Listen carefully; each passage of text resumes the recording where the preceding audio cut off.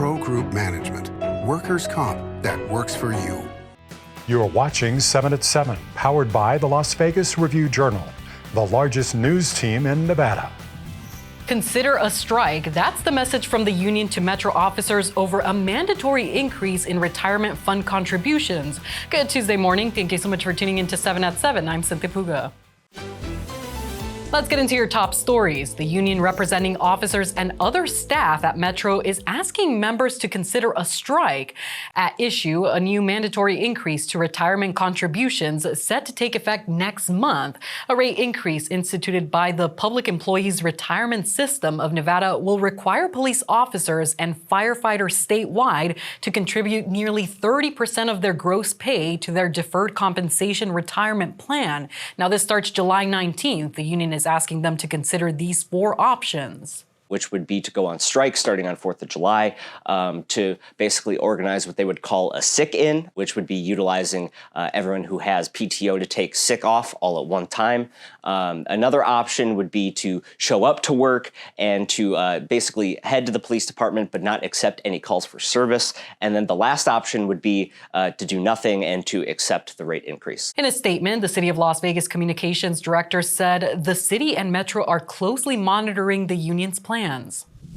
The plan to connect the Boring Company's Vegas Loop with Harry Reid International Airport is becoming more clear.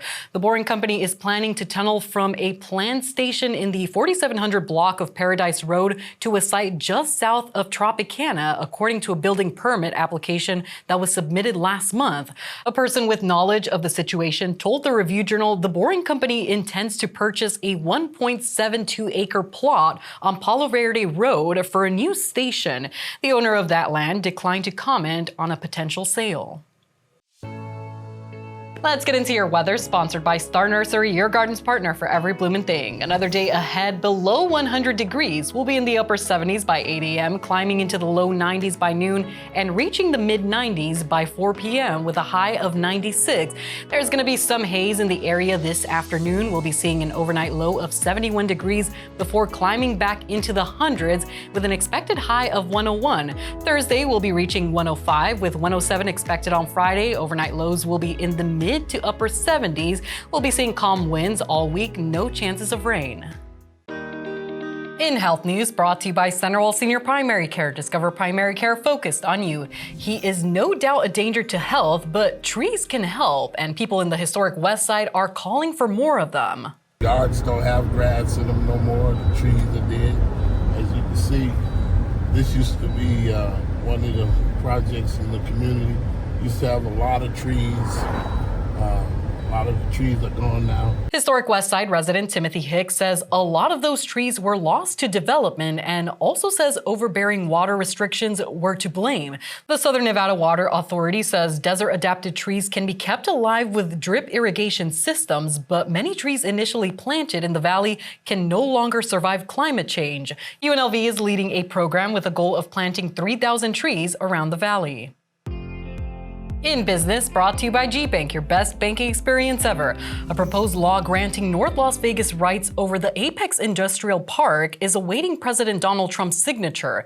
Apex comprises about 18,000 acres and hosts large facilities for businesses ranging from big-name grocers to popular shoe companies. The Apex Area Technical Corrections Act would give certain rights over the industrial park to the city of North Las Vegas and the Apex Industrial Park Owners Association. The rights are currently held by the U.S. Department of Interior. In simple terms, it would allow the city of North Las Vegas to issue permits and provide utility access for business in the industrial park. The president has until June 30th to sign the act. Sports brought to you by Station Casinos, STN Sports. Download the app today. I'm Heidi Fang, and at the A's groundbreaking ceremony, Hall of Fame pitcher Raleigh Fingers spoke on what the future of baseball looks like for the A's program in Las Vegas. I came here in 1963 with an American Legion team. There was only 6 hotels. Major League Baseball here was the furthest thing from my mind, but it's happening, and I think it's going to be good.